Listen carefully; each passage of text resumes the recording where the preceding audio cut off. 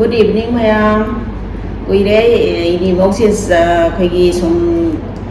singju kari kara kasi samina daba timing mai sa sa dana ha kamen su pa thok ta ba kuire ado kuire ibani sumaina samina daba se tanja ma su pang pang dre ba kwa ado ngasi di mai op lai manu mi se sida sa da di macha ho ra ke na kamen kha su pa thora ge aduga sai sida mathangi video da khoina Q&A tawjage na khalle ba kwa ado mayam thabaki matang oiro magi matang oiro hangbini ba lairaga so ngasigi video ase sida hangbiro aduga khoi mathangi da Q&A ne tawjara age adada mayam na hangbini ba khudimak to hangbi ha ado khoi comment kha su pa thokjara age aduga akhoi subscriber su ko koi na dum ka bangam dana laibado lising ahum di henja khare ado mayam gi support na ni ado mayam su thagatjari mayam na nungsibi bagi akhoi su mayam ga lising ahum hena maru mapang oi ba phangjare yam nungai mayam na comment ga torokada wari watai nga sanaraga ko comment reply tong na baga se yam nungai ko mayam comment pa thoi video je thani mang thar ki mani adu mutung thagatri adu mutung da ko cha bi thak pi thong bi thak pi adagi sushmita hoi song khanare ko aduna adum pundana cha dana lang dana chile song to le comment pa da su ko kuire kadai de pa da mu khangdane ka ge ai chi thi mayam puthokpado adugi Mumbai di comment si pa di ba khuja e pa re Mumbai da pa gre si lai si to mugi no si pa gre ko bas to me comment di puthora bas to muni hen ngai da hai Mumbai gi mathang da akhoi in Manipur akhoi ne India le chang amu tung gi ka sa comment se ne pa hor agi ko bas to muni hen ngai da hoji kan si to bo se sai mayam ko adum comment se tawramaga adum makhoi gi changba phar ta su dum lei bane ado so video am la ko matam da comment ga som pa thopira ko se akhoi na mi na so akhoi gi yawbira ko yam nungai ba ko ado akhoi bas to videos ani ne ba ko akhoi chapa ma adagi hadak ina na mai shori ga sapado ado ani bas to bari na comment bas to ma ta bas to magi nga ta pa thora ado mai ang sigi chana ba de ina alu mangore ko sila alu mangozare badam kar sai sala adagi jam tamna maroi ga mimi ga ma sinju tawzare adagi ko na ba ko bi managa adagi keno ga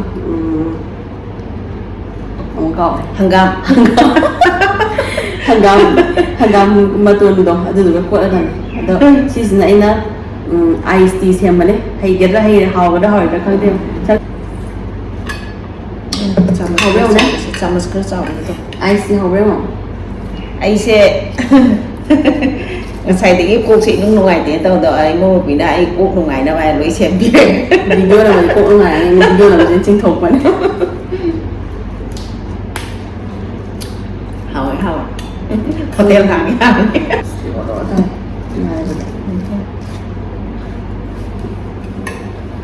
ham được khung gì ha bao rồi ghé bay ra ngoài lên sầu vậy sao không thì ăn đông hơn đây như cái tôi rồi hồ đi cái gì có ham một con mèo như thế này mèo gì được quên trả sân là cái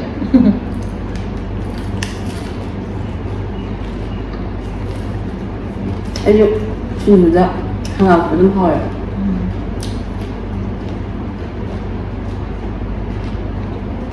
một cái tàu này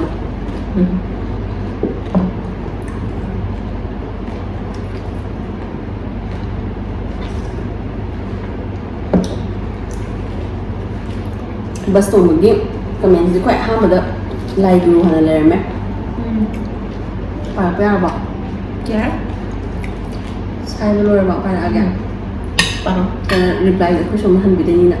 ado me ma than gi video da ko Q&A to bian khan bu do si gi video da question me am han bi o me am na akhoi video da ko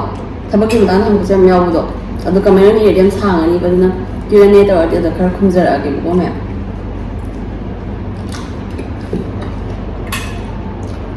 hamla mama ye ma hore ai shu kana editor ma mane mama gi se hana yeng lagi first tare hai hoi yeng laga amu comment phajana tawtharo pathara age Anjali gi chakhum hai ne อัญจลีที่จับคุม เลี้ยงก็น้องไงอดูจ้าบุษมาติเอ็มอุดปีอดีน้องไงนี่ให้สิเจจูดีจ้าบุตร โอ้ค่อยอันนั้นค่อยเสียกว่าค่อยวิดีโอเดอครากับโปรเทเบิลเลยแต่ว่าครายาวบุกี้กว่าค่อยอันนั้นจ้าเสียฟุลเลยนะอุดขี้อุดตะเร่อันนั้นมาตั้งดีตั้งใจกันมาตั้งใจกันจะรัก di Bali Devi di Bali bus to mo sin nungai benita lam sang na chatling ai nungai ado makok ngaw ba mi gidi kaya nungai taba wai ka dian nungai ni inja mai am se hawani haw na wai nungai na nungai ba san na ka cha ka sami ba siam sa ti na nungai ba ni hai nungai ta bus so ba yak nungaiใจสิดะกว่า jura su bus to ni hai le อีชุนปีชุนเน็ตบัสส่งไปอัมพาเมบกว่ายำนงไงตัวคุยปากในดิตูงตัวพังแต่เรนงพาตัวก็ช่วยนะตูงบัจเจียมนงไงตัวไม่อัมพูดแล้วก็ตุ้มจามินถึงวินาบัจเจียตุ้มนงไงยำนุชีตาในคอมเมนต์พัฒนาสร้างในบีระไว้ตั้งมักตา มีตาให้มาม่าบัสto ba nungai ni hai นงไง rồi warm faker nó mới đầu nè warm faker has it I'm always happy to see videos of food being made there is a taste and scent that bring joy to everyone good video I like this hay mà cái video xem hôm nay like tôi hay mà support bên tôi giờ ghê hay thank you hay thank you so much warm for faker supporting ở đây cái nó nè Lembis Wonderland Dura BBC nu shibana khong na chapaga ngame fana sangna shopping ubase pa me ID che mama thabakan ba mali hai โอมาเซ่คงจะจัดไปยำปามเนี่ยอาคุยมาสู่เซ่อาคุยน่าจะดูการรู้ตัวว่านี่มอแล้วก็ผู้ชมจะมาถูกว่าปัจจัยจะจัดที่นี่แบบดูน่ะยำมาเช่นน่ะไปยำไว้ถ้ากันจะดีอิจฉาเล่มดีคอมเมนต์ตัววิรักว่าจะเอาอีสุเชนเนลเลยแบบนี้มายำ subscribe ตัวฉันบิโอนี่ตาดิสุเลยจะเชนเนลเลยแบบสง่าตัวนี้ lang go zum sapna yang ngai yeng ba mathe sum hawni mama he lang go zum sapna aga chari jabu ijai ju yam bhaja na ha ba yam cha bane mayam subscribe tok sambio like chu tok sambio ma okoi masin aman amma support am tong no lep na adu na che khoi chu dum notification la tra ga so dum changa ga dum profile changa yeng ni ne misan da deti choi sam bas to ba ngai bro mama ngai ye ngai ma thode hawni chicken se hawni ne to ba le su isa gi ni le din ngai bane he hoi mayam pun ma siam ngai ijai ju channel le bane deti choi sam na mayam subscribe tok sambio thôi mà hi bây giờ cho đi xin hỏi đi Hashmi Janubi Januin Dubai Live Group gi mai chu channel le bane hai ông de hore na mo sau ta na ba ai đi hai biết ke na Janubi so mayam ai da thengna bi wa khudi mana subscribe tok sambio mà thằng này bình nói xin gợ Binoya sing gi chu channel le bane Janubi gi tau bi o mayam for like jam ni bang ngai mama ma cha mo bo na video lo bi di gobi mana iron ba haw bani ma thel ma yam cha ro haw ni hau Janubi sumra mar tan like tha bane ai thengna ri tum changai ini ado mayam subscribe tok sambio Binoya sing thôi thử bị jam ngai ni mama ai ku su ko ni ko hai thời biểu ấy đã thuộc vào sẵn là tôi nên thời vì nói đã nói hay ra mấy ông hùng đồ mai số sắp channel này bên này subscribe top sang biểu ấy ra một video em chỉ bên này em mới hình gọi em phát ra bên này omila blog lập hai ông nhớ chỉ em tôi thằng cái tiền mai số blog này bên này mà em subscribe top sang biểu quên mà trên support em tông này em ngoài mà thằng này biến long jam mama hi ki bas em ngoài đâu mà lại được mà thì sử dụng cái nó hào là ni hay nungai bus ki di dum nungai ko ada example bin long jang su channel này bên này mà em subscribe tok sambio em si bên này bao nhiêu hình của bé ông cân bên này rồi xin ông nhầm nungai ni hay để xin ông ấy su channel quay đi hiện là mỗi này tiếp quay lấy hiện cái đấy ở đây cái su mà em đúng support tok video hình của em phải nó quay bên này để đi đó là đi nông mà sang ngặt cái người này chạy gì ꯗꯦꯜꯂꯤꯗ ꯂꯥꯛꯄꯗ ꯆꯪꯉꯛꯀꯗꯣꯏꯅꯦ ꯑꯗꯨꯒ ꯃꯔꯣꯏ ꯅꯥꯀꯨꯞꯄꯤꯗꯣ ꯊꯣꯡꯕ ꯆꯥꯁꯦ ꯃꯣꯏ ꯍꯤꯡꯒꯣꯜ ꯌꯥꯝ ꯐꯖꯅ ꯇꯧꯋꯦꯀꯣ ꯁꯤꯗ ꯑꯩꯒꯤꯅꯤ ꯁꯟꯖꯤꯠ ꯏꯔꯣ ꯀꯣꯁꯃꯦꯇꯤꯛ ꯈꯔ ꯂꯩꯔꯣ ꯃꯊꯪ ꯊꯣꯛꯂꯛꯄꯗ ꯍꯥꯏ ꯅꯈꯨꯠꯇ ꯊꯤꯜꯂꯣ ꯂꯩꯔꯛꯀꯦ ꯂꯣꯏꯅꯃꯛ ꯁꯟꯖꯤꯠ ꯏꯔꯣ next fruity pineapple love hai love Bimolata Longjam Bimolata Longjam hai mama yam nungai gadaba magi kari lamdano jalpiri baste hai karamagino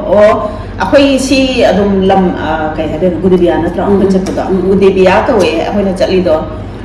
icham pisu itatata na khoida dong kamen nusi nusi na tawbirakpane makhata so dum tawbiro o yam nusi jai akhoina so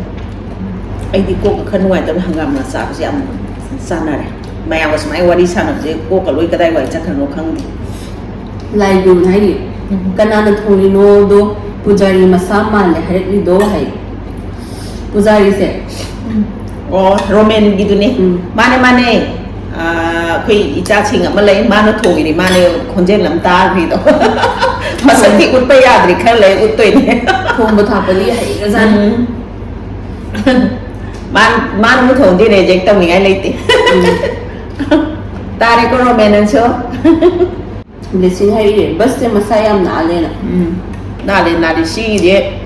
nan da ba ma phom ta leite da lan ru ba nan ba di tam jani ngai am oye ko khoi na si da ni si video ji lo ye ko comment anu ga mo ko ni me shori yong bas mo do ando dum pathor age bas ki de bala hoi bus king a pa tho ge ku di ba ma gi bus tong gi ya si ki bas dum to sa la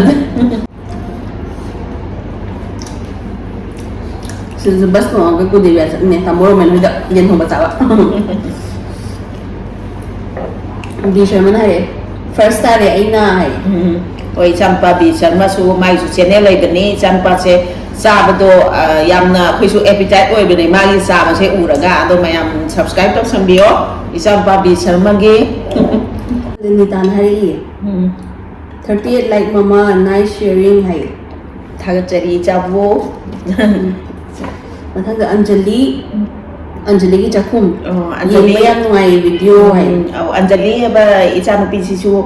mai su channel lai bane ado yam phada cha bani cha su mai mayam subscribe to sambio update hair cutting hai mama na chana khurumjari hai yam si ba icha ne handak ta thengna bane mai chu channel di lai bane ado hair cutting hai bana tra mai yai ko tai ne na hai bane ado icha channel su mayam subscribe to sambio yam si je na kaya wang kep nungai kero enjoy makha ta tharage hai kaya wang kep na enjoy to hai hoi tong tharage champa kaya wang kheng su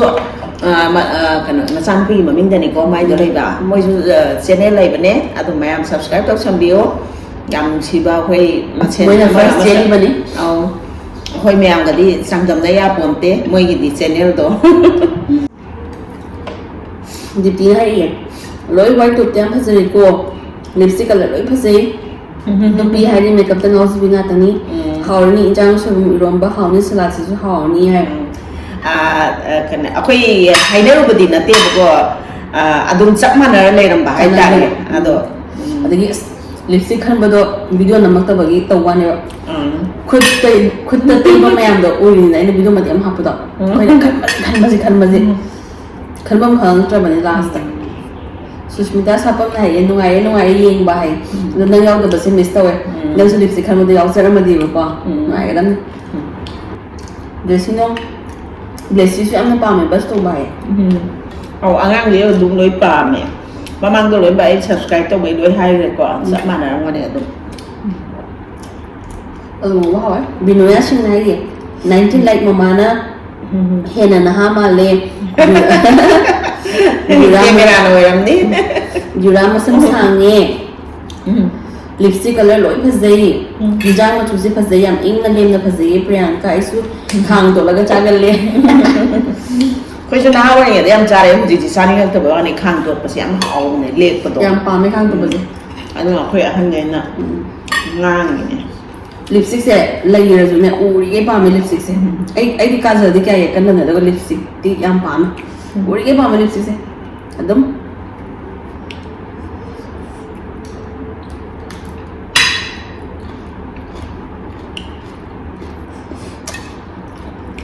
Kajal ꯂꯩꯇꯕꯗꯤ ꯀꯩꯝ ꯈꯟꯗꯦꯕ ꯀꯥꯖꯜꯁꯨ ꯌꯦꯛꯇꯦꯀꯣ ꯑꯌꯥꯝꯕ ꯃꯇꯝꯗ ꯅꯣꯡ ꯐꯥꯗꯣꯛꯇꯪ ꯌꯦꯛꯏꯅꯦ ꯑꯗꯣ ꯂꯤꯞꯁꯇꯤꯛꯇꯤ ꯑꯗꯨꯝ ꯁꯪꯅꯤꯡꯉꯤ ꯀꯁꯥꯔꯤꯃꯥ ꯊꯧꯔꯥꯅꯤ ꯍꯣꯏ ꯊꯧꯔꯥꯅꯤ ꯊꯦꯡꯅꯈꯤꯗꯕ ꯀꯨꯏꯔꯦ ꯊꯧꯔꯥꯅꯤꯒꯤ channel ꯂꯩꯕꯅꯦ ꯃꯌꯥꯝ ꯁꯕꯁꯀ꯭ꯔꯥꯏꯕ ꯇꯧꯁꯟꯕꯤꯌꯣ ꯊꯥꯒꯠꯆꯔꯤ ꯊꯧꯔꯥꯅꯤ ꯀꯃꯦꯟ ꯃꯄꯥꯟꯗ ꯇꯧꯕꯤꯔꯛꯄꯒꯤ ꯂꯩꯕꯁꯦ ꯌꯥꯝ ꯅꯨꯡꯉꯥꯏꯔꯝꯒꯅꯤ ꯀꯣꯏꯕꯁꯨ ꯐꯪꯉꯦ ꯍꯥꯏ ꯍꯣꯏ ꯍꯣꯏ ꯍꯣꯏ ꯑꯗꯨꯝ ꯀꯣꯏꯕꯁꯤꯗꯤ ꯑꯗꯨꯝ ꯑꯦꯅꯤ ꯃꯐꯝ ꯈꯨꯗꯤꯡꯃꯛꯇ ꯂꯣꯏ ꯐꯪꯕ ꯄꯣꯠꯅꯤꯗ ꯑꯩꯈꯣꯏ ꯏꯟꯗꯤꯌꯥꯗꯁꯨ ꯌꯥꯝ ꯅꯨꯡꯉꯥꯏꯈ꯭ꯔ ꯄꯣꯠꯅꯤ ꯀꯣꯏꯐꯝꯒꯤ ꯀꯣꯏꯐꯝ ꯉꯥꯛꯇꯅꯤ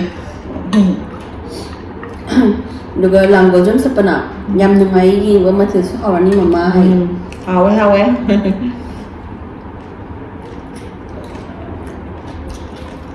ꯑꯃꯁꯨ ꯍꯥꯏꯔꯦ ꯀꯁꯥꯔꯤꯃꯥ ꯊꯧꯔꯥꯅꯤꯅ ꯃꯥꯔꯀꯦꯠꯁꯨ ꯀꯣꯏꯔꯨꯔꯦ ꯍꯥꯏ ꯑꯧ ꯃꯥꯔꯀꯦꯠꯁꯨ ꯑꯗꯨꯝ ꯌꯧꯊꯣꯔꯛꯑꯦ ꯑꯗꯨꯝ ꯑꯩꯈꯣꯏꯅ ꯆꯠꯂꯤꯕ ꯃꯐꯝ ꯒꯨꯗꯦꯕꯤꯌꯥ ꯍꯥꯏꯁꯦ ꯑꯩꯈꯣꯏ ꯍꯥꯟꯅ ꯒꯨꯗꯦꯕꯤꯌꯥꯗ ꯂꯩꯔꯝꯃꯦꯕ ꯑꯗꯨꯅ ꯑꯩꯅ ꯒꯨꯗꯦꯕꯤꯌꯥ ꯆꯠꯇꯥꯔꯗꯤ ꯑꯗꯥꯏꯗꯣ ꯀꯩ ꯍꯥꯏꯗꯣꯏꯅꯣ ꯑꯩꯈꯣꯏꯒꯤ ꯄꯥꯎꯅꯥ ꯕꯖꯥꯔꯒꯨꯝꯕ ꯍꯥꯏꯕ ꯕꯖꯥꯔꯒꯨꯝꯕ ꯍꯥꯏꯗ ꯒꯂꯤ ꯃꯆꯥ ꯃꯆꯥ ꯕꯖꯥꯔ ꯃꯆꯥ ꯃꯆꯥ ꯃꯌꯥꯝ ꯂꯩꯕꯀꯣ ꯑꯗꯨ ꯑꯣꯏꯔꯁꯨ ꯑꯩꯈꯣꯏꯒꯤ ꯕꯖꯥꯔꯗꯨꯅ ꯉꯟꯇꯥ ꯊꯣꯡ ꯂꯣꯜꯂꯤꯗꯅ ꯁꯤꯒꯤꯅ ꯑꯗꯨꯝ ꯃꯌꯥꯝꯗꯣ ꯊꯦꯡꯕ ꯑꯗꯨꯝ ꯂꯣꯏ ꯍꯥꯡꯕꯅꯤ ꯑꯩꯅ ꯒꯨꯗꯦꯕꯤꯌꯥ ꯆꯠꯂꯗꯤ ꯑꯗꯨꯒꯤꯗꯣ ꯈꯣꯡꯅ ꯆꯠꯄ ꯌꯥꯝ ꯅꯨꯡꯉꯥꯏꯕ ꯑꯗꯥꯏ ꯖꯒꯥꯗꯣ ꯍꯥꯟꯅ ꯂꯩꯔꯛꯄꯅꯤꯅ ꯍꯩꯅꯕꯤꯅꯤꯅ ꯍꯦꯛ ꯒꯨꯗꯦꯕꯤꯌꯥ ꯆꯠꯂꯕ ꯑꯗꯨ ꯖꯒꯥꯗꯣ ꯈꯣꯡ ꯍꯦꯛꯇ ꯀꯣꯏꯕ ꯆꯠꯅꯤꯡꯉꯦꯕ ꯄꯣꯠ ꯂꯩꯔ ꯂꯩꯔꯒ ꯆꯠꯄ ꯌꯥꯝ ꯅꯨꯡꯉꯥꯏꯕ ꯑꯗꯨꯒꯤꯅꯦ ꯑꯩ ꯆꯠꯂꯤꯁꯦ ꯊꯣꯏꯊꯣꯏꯕꯤꯅ ꯍꯥꯏꯔꯤꯌꯦ ꯉꯁꯤꯒꯤ ꯗ꯭ꯔꯦꯁꯤꯡꯁꯦ ꯋꯥꯏꯠ ꯗꯦ ꯇꯥꯔꯦ ꯂꯣꯏꯅꯁꯨ ꯐꯖꯔꯦ ꯃꯊꯦꯜꯁꯨ ꯂꯣꯏꯅ ꯍꯥꯎꯔꯅꯤ ꯃꯃꯥ ꯍꯥꯏ ꯋꯥꯏꯠ ꯗꯦ ꯇꯥꯈ꯭ꯔꯦ ꯑꯩꯈꯣꯏ ꯈꯪꯗꯦ ꯑꯗꯨꯝ ꯇꯥꯞ ꯂꯤꯅꯈꯤꯕꯗꯣ ꯋꯥꯏꯠ ꯉꯥꯛ ꯑꯣꯏ ꯂꯩꯔꯝꯃꯦ ꯑꯗꯨ ꯅꯨꯃꯤꯠꯁꯦ ꯑꯩꯈꯣꯏ ꯄ꯭ꯂꯥꯟ ꯇꯧꯕ ꯅꯠꯇꯦꯀꯣ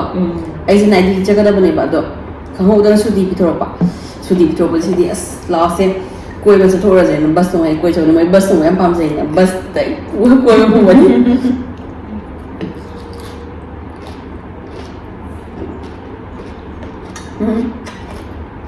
ꯕꯤꯁꯃꯅ ꯍꯥꯏꯌꯦ ꯏꯆꯦ ꯑꯃꯁꯦ ꯃꯁꯛ ꯌꯥꯝ ꯐꯖꯩ ꯀꯣꯟꯅ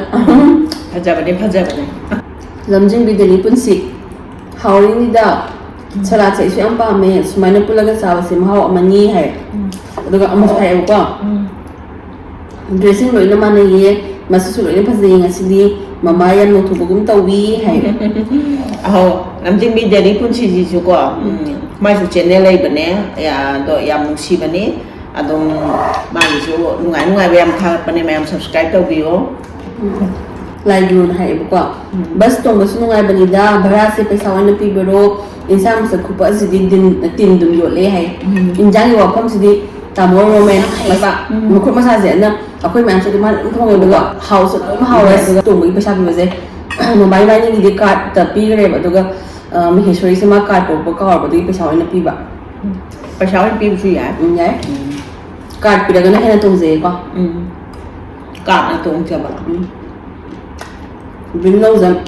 ꯏꯇꯥꯅ ꯈꯜꯂꯤꯕ ꯂꯤꯞꯁꯇꯤꯛ ꯃꯆꯨꯁꯦ ꯑꯩꯁꯨ ꯌꯥꯝ ꯄꯥꯝꯖꯩ ꯃꯊꯦꯜꯁꯦ ꯍꯥꯎꯔꯅꯤ ꯍꯥꯏ ꯑꯗꯨ ꯂꯤꯞꯁꯇꯤꯛꯁꯦ ꯈꯟꯕ ꯌꯥꯕ ꯈꯜꯂꯦ ꯑꯗꯨꯒ ꯂꯥꯁ ꯑꯗꯨ ꯃꯆꯨꯗ ꯇꯥꯏꯅꯦ ꯑꯗꯨꯒ ꯌꯨꯝ ꯄꯨꯔꯛꯀꯥꯟꯗꯗꯤ ꯃꯌꯥꯝ ꯃꯔꯛꯇ ꯂꯩꯔꯀꯥꯟꯗ ꯐꯖꯕ ꯑꯃ도 ꯈꯪꯗ꯭ꯔꯦꯕꯀꯣ ꯌꯨꯝꯗ ꯄꯨꯔꯛꯀꯥꯟꯗꯗꯤ ꯐꯖ ꯂꯩꯔꯝꯃꯤ ꯃꯆꯨꯗꯣ ꯆꯝꯅ ꯐꯖ ꯂꯩꯔꯝꯃꯦꯕ ꯐꯖꯩ ꯗꯩꯅꯥ ꯑꯈꯣꯡꯕ ꯃꯍꯦ ꯂꯞ ꯍꯥꯏꯔꯛꯑꯦ ꯃꯍꯦꯒꯤ ꯁꯥꯏꯠꯇꯒꯤꯁꯨ ꯑꯩꯈꯣꯏꯅ ꯂꯞ ꯍꯥꯏꯖꯔꯤ ꯑꯩꯈꯣꯏꯒꯤ ꯈꯣꯡꯒꯨꯜ ꯁꯤ ꯈꯨꯊꯣꯡꯁꯦ ꯍꯥꯎꯕꯅꯤꯍꯦ ꯐꯨꯜ ꯁꯞꯄꯣꯔꯠ ꯃꯃꯥ ꯍꯥꯏ ꯍꯣꯏ ꯑꯩꯈꯣꯏꯒꯤ ꯈꯣꯡꯒꯨꯟꯁꯨ ꯀꯩꯅꯣ ꯇꯧꯋꯦ ꯃꯣꯏꯁꯨ ꯆꯦꯅꯦꯜ ꯂꯩꯕꯅꯦ ꯃꯌꯥꯝ ꯁꯕꯁꯀ꯭ꯔꯥꯏꯕ ꯇꯧꯁꯟꯕꯤꯌꯣ JP58J ꯍꯥꯏ ꯂꯞ ꯍꯥꯏꯔꯦ ꯂꯞ ꯑꯩꯈꯣꯏꯁꯨ ꯅꯨꯡꯁꯤꯖꯩ ꯃꯊꯪꯗ ꯍꯔꯤꯁꯃꯥ ꯗꯦꯕꯤ ꯃꯍꯤꯒꯤ ꯈꯨꯅꯣꯛꯁꯤꯗꯤ ꯃꯃꯥꯁꯤꯅ ꯍꯥꯏ ꯌꯥꯝ ꯑꯣꯏꯌꯦ ꯉꯁꯤꯗꯤ ꯍꯣꯏ ꯀꯃꯦꯟ ꯅꯨꯡꯁꯤ ꯇꯧꯕꯤꯔꯛꯄꯒꯤ ꯏꯆꯥꯕꯨꯁꯨ ꯊꯥꯒꯠꯆꯔꯤ ꯑꯗꯨꯝ ꯋꯥꯔꯤ ꯋꯥꯇꯥꯏ ꯁꯥꯟꯅꯁꯦ ꯑꯗꯨꯝ ꯇꯧꯕꯤꯔꯛꯑꯣ ꯃꯍꯤꯒꯤ ꯈꯨꯅꯣꯛꯁꯤꯗꯤ ꯚꯥꯏꯔꯦꯜ ꯑꯣꯏꯔꯤꯕꯅꯦ ꯁꯨꯁꯃꯤꯇꯥꯅ ꯍꯥꯏꯔꯤꯌꯦ ꯆꯥꯕ ꯎꯠꯂꯣꯏ ꯍꯥꯏꯔꯒ ꯎꯠꯂꯛꯏ ꯑꯗꯨꯅꯦ ꯑꯗꯨ ꯅꯨꯃꯤꯠꯀꯤ ꯚꯤꯗꯤꯑꯣꯗꯣ ꯑꯗꯨꯅꯦ ꯆꯥꯕ ꯎꯠꯂꯣꯏ ꯍꯥꯏꯔꯒ ꯃꯥꯒꯤ ꯏꯗꯤꯠ ꯈꯨꯇꯧꯗꯨꯁꯨ ꯆꯥꯕ ꯎꯠꯂꯣꯏ ꯍꯦꯛ ꯍꯥꯏꯕꯒ ꯑꯗꯨꯝ ꯆꯥꯕꯔꯣꯝꯗ ꯊꯛ ꯂꯥꯎꯅ ꯅꯦꯛꯁꯇꯣ ꯂꯩꯈꯤꯕ ꯋꯥꯅꯤ ꯑꯩ ꯅꯣꯛꯅꯤꯡꯕꯅꯁꯨ ꯂꯣꯏꯔꯦ ꯕꯥꯏ ꯕꯥꯏ ꯍꯥꯏꯔꯨꯔꯒ ꯍꯥꯏꯍꯧꯗꯕꯒꯤ ꯆꯥꯕ ꯃꯇꯦꯛ ꯑꯃ ꯌꯥꯎꯈ꯭ꯔꯦ ꯉꯥꯛꯄꯤꯒꯅꯤ ꯃꯌꯥꯝ ꯕꯥꯏ ꯕꯥꯏ ꯍꯥꯏꯐꯝ ꯀꯥ ꯊꯤꯕꯗ ꯆꯥꯕꯒꯤ ꯃꯇꯥꯡꯗꯨꯗ ꯅꯠꯇꯗꯤ ꯌꯥꯔꯛꯇ꯭ꯔꯕ ꯑꯗꯨꯅꯅꯦ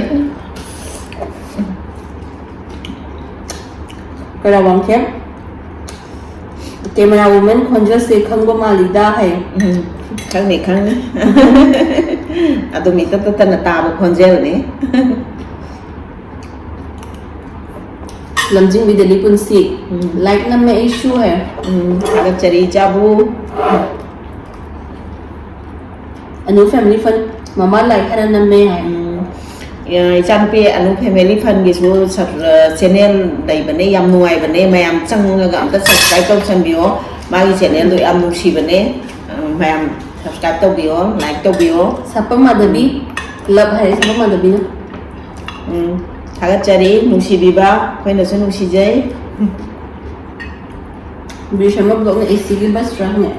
ꯃꯥꯅꯦ ꯃꯥꯅꯦ ꯁꯤꯗꯤ ꯑꯦꯁꯤ ꯅꯠꯇꯕ ꯑꯇꯣꯞꯄ ꯕꯁ ꯂꯩꯇꯦ ꯑꯦꯁꯤ ꯅꯠꯇꯕ ꯕꯁ ꯆꯦꯟꯗꯦꯕ ꯍꯥꯏꯕꯗꯤ ꯌꯥꯝ ꯁꯥꯕꯅꯤꯅ ꯑꯦꯁꯤ ꯌꯥꯎꯗ꯭ꯔꯗꯤꯅꯦ ꯕꯁ ꯇꯣꯡꯕ ꯉꯝꯃꯣꯏꯗꯕ ꯃꯌꯥꯝꯗꯣ ꯊꯣꯡꯅꯥꯎ ꯍꯥꯡꯇꯣꯛꯑꯁꯨ ꯅꯨꯡꯁꯤꯠꯇꯣ ꯑꯁꯥꯕ ꯑꯣꯏꯅ ꯁꯤꯠꯄꯒꯤ ꯑꯦꯁꯤ ꯌꯥꯎꯗ꯭ꯔꯗꯤ ꯌꯥꯔꯣꯏꯗꯕ ꯑꯗꯨꯒꯤꯅꯦ ꯑꯗꯣ ꯁꯤꯒꯤ ꯕꯁ ꯇꯣꯡꯕꯒꯤ ꯀꯃꯦꯟꯁꯦ ꯂꯣꯏꯔꯦ ꯃꯃꯥ ꯚꯤꯗꯤꯑꯣꯁꯦ ꯂꯣꯏꯔꯦ ꯁꯥꯡꯉꯅꯤ ꯂꯣꯏꯁꯤꯜꯂꯁꯦ ꯂꯣꯏꯁꯤꯜꯂꯁꯦ ꯀꯩꯅꯣ ꯇꯧꯔꯁꯦ